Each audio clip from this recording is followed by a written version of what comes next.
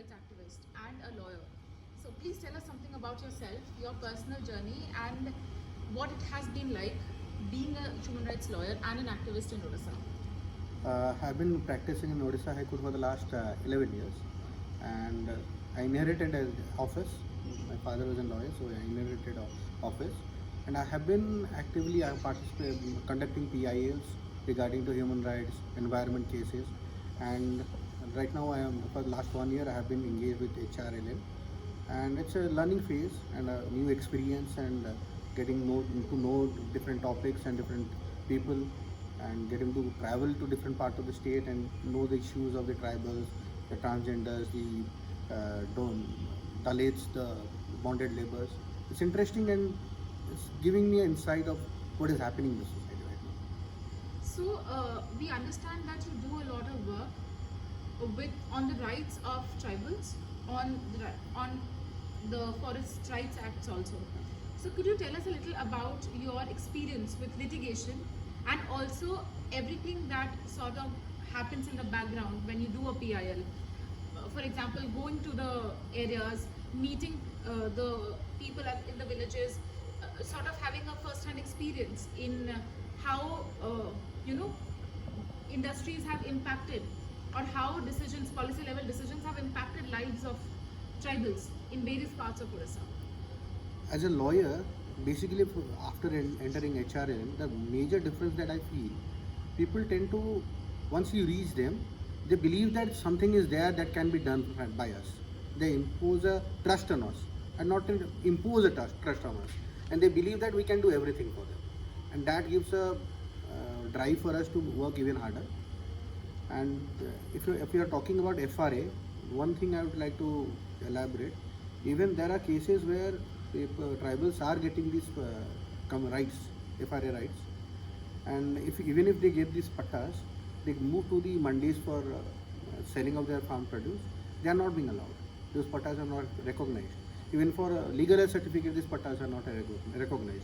The collectors or the tahsildars are just tearing it up and throwing it. It's not acceptable. So those are type of cases we are planning to take up. Then there are these CAMPA complementary afforestation program. Large scale of corruption is going on. In fact, in most of the cases, the tribals don't have any account. And in these cases, the forest officers are handing them cash money, which is against this policy.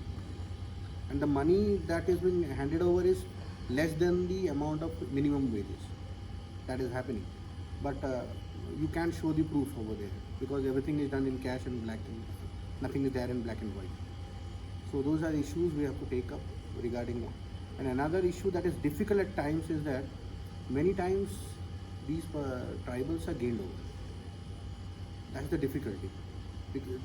I'm not talking about gained over in the sense that they paid money, but they are threatened, they are coerced, and by the time the matter is being heard in its finality, we tend to get petition from another lawyer that case is being withdrawn.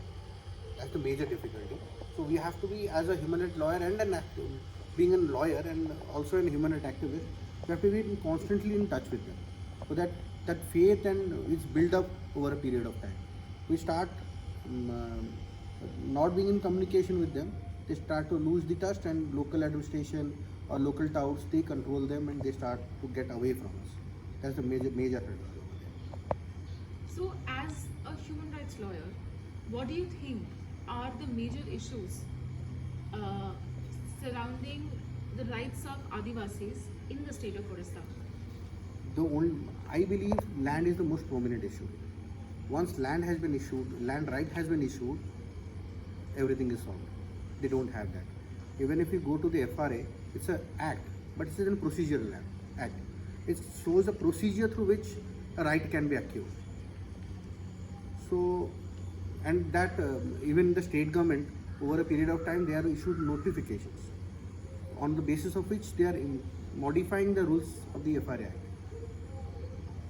So it's getting difficult. We have to move to the people, motivate them to file. There are cases where their application has been rejected, no reasons have been assigned. There are cases where even if a Gram Sabha has not been set up, rejection has been done. So those issues we have to categorically look into and file cases over there. Also, because you're taking up so many cases, and as we know, I think land acquisition is a massive issue in Odisha right now, with a lot of development happening and massive amount of land acquisition also happening. And also, I think there have been a lot of policy level changes in Odisha at the state level surrounding, I think, land of tribals in various districts, I believe. What are the major challenges you face in the court? Courtroom, the major challenge we face is there is no clarity by the government. Which part of the land, if we are talking about Land Acquisition Act 2013, there are times under 254 of the Constitution they are not implementing part of the provisions of the new act. So in linear project, Odisha doesn't apply. In the right of way, for example, in Jagatsinghpur, they had this IOCL is constructing pipelines, and on community land they are taking pipelines. And they have been issued right of way. But in fact, there should be an issued notification under the LRA. That is not being done. They are bypassing the rules by making notifications or changing it to the constitutional provisions. That is a major difficulty we are facing over there. So, how long have you been practicing It's 12 human years. rights law in Human rights 5 to 6 years. 5 to 6 years? And how has the work that you've done as a human rights lawyer and activist impacted you as an individual and also your personal life? It has radicalized me. It has radicalized me in a sense that previously what I used to believe that is not happening in the society, like Dalit being brutalized or rape being conducted by the security forces, or tribal rights are being taken away. I used to sit at my home at the couch, and this is not the India right now. But when I started moving into the field, I could know the situation that is in the reality what is happening, and that opened my eyes in a big way. And as a person, it has given me shown that need to have sympathy on these persons, and side by side to have empathy with them. So, because you're doing active work in human rights, and we often see that human rights lawyers and also human rights activists, they, I think, draw inspiration from people who have worked immensely in the past years, in the past decades, to, I think, sort of fight for violations of rights of tribals or violation of rights of women or other marginalized groups. So, if there would be, say, one person or two people who you seek inspiration from, or if there are books and if there are literary works from where you seek inspiration from, what would that be?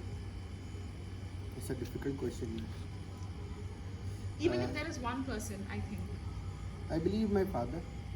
That was the only person I grew up working with, and I started my practice with him and saw the type of work he was doing at free of cost for the tribals, and many cases in PIS matters we have been doing together. I've seen him work day and night, and that was the inspiration which ultimately pulled me for working on human rights issues. What are the areas in Orissa do you think you would be working on in the near future, specifically on the rights of tribals and Adivasis? Right now, the major two issues that Odisha is going to face is land acquisition through coal block allocations and FI. Those are the major issues.